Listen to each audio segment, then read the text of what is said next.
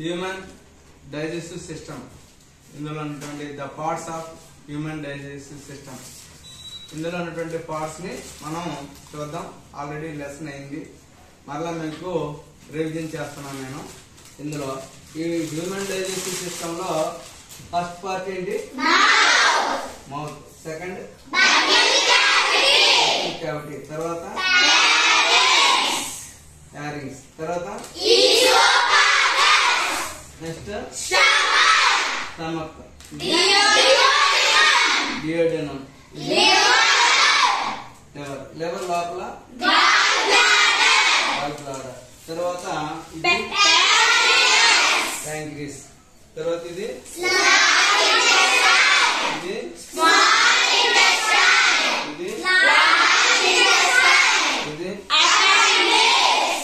Appendix. Next ఇక్కడ వంపు కలిగిన భాగం కోలన్. నెక్స్ట్ తర్వాత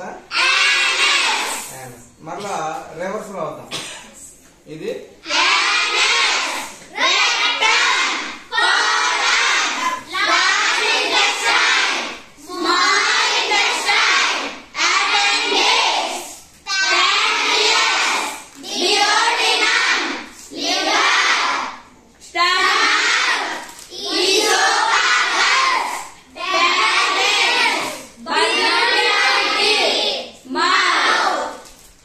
మధ్యలో అడుగుతాను, అవి ఏ పార్ట్ అన్నదే చెప్పాలి. ఇది ఏ పార్ట్?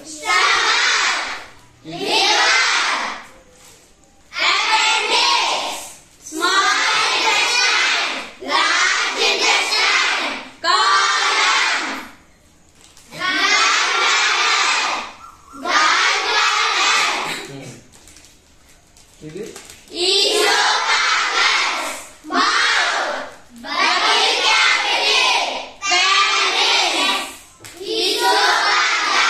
Very good. ఇవి హ్యూమన్ డైజెస్టివ్ సిస్టమ్ లో ఉన్నటువంటి పార్ట్. ఈ పార్ట్ యొక్క పని ఏంటి? ఈ పార్ట్ లో ఆహారం, ఫుడ్ ఎక్కడెక్కడ డైజెస్ట్ అవుతుంది, ఇదంతా కూడా మనం తర్వాత లెసన్ లో చూద్దాం. తర్వాత ఇప్పుడు parts of human digestive system చెప్పుకున్నాం. ఇందులో ఫస్ట్ పార్ట్ మౌత్ అన్నాను. మౌత్ అనేది ఎలా ఏర్పడుతుంది అంటే రెండు జాస్ కలయికలు మౌత్ ఏర్పడుతుంది. మౌత్ లో ఎన్ని టీత్స్ ఉంటాయి? 32. ఎన్ని? How many teeth in your mouth అంటే 32. తర్వాత ఒక్కొక్క జాలో ఎన్ని టీత్స్ ఉంటాయి? ఒక్కొక్క జాలో 16. ఎన్ని? 16 ఉంటాయి. తర్వాత how many types of teeth in your body? 4. Number 1 incisors, number 2 canines, number 3 number 4 molar. Incisors అనేది ఆహారాన్ని కత్తిరించడానికి. అర్థమైందా? హెర్బివోర్స్ లో బాగా అభివృద్ధి చెంది ఉంటాయి. తర్వాత కెనైన్స్ అనేవి కార్నివోర్స్ లో బాగా అభివృద్ధి చెంది ఉంటాయి, చీల్చేదంతా. తర్వాత ప్రీమోలార్ అనేది ఆహారం మెత్తగా నమ్మడానికి. మోలార్ అనేది అన్ని నిలువ కొంచెం ఇది ఎలా వంపుగా కలిగి ఉంటుంది. అక్కడికి వెళ్ళేటప్పుడు గొంతులో పడిపోతున్నారు. ఓకేనా?